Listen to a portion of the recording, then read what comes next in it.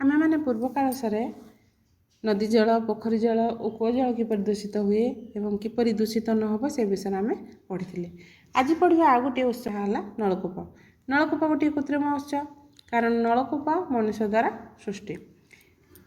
तो आम जानी नलकूप जल कौन ना अधिक विशुद्ध कारण नलकूप जल माटीर बेसी तलू आसए एवं माटीर बेसी तलू आवर्जना और जीवाणु पशि पारती ना। नलकूप द्वारा अधिक गभीर पाइप जो आम जल पाई था यह नलकूपर जल जीवाणुमुक्त आवर्जना मुक्त होता है।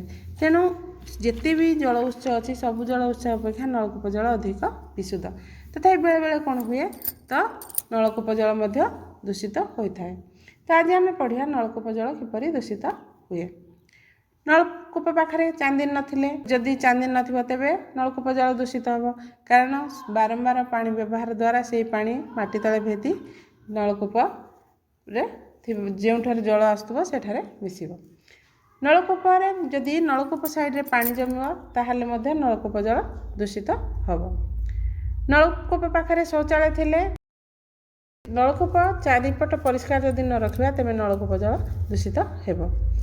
ताहले आमे नलकूप जल दूषित न होवा पई आमे कोन करबा नलकूप चारि पाखरे चांदनी बसाइबा नलकूप चारि पाखे सफा करवा नलकूप चारि पाखरे नर्दमा पानी को जमिया को देबा नाही नाल नर्दमा रखिया नाही शौचालय रखिया नाही ताहले आमर नलकूप जल आमे विशुद्ध पाई परिबा।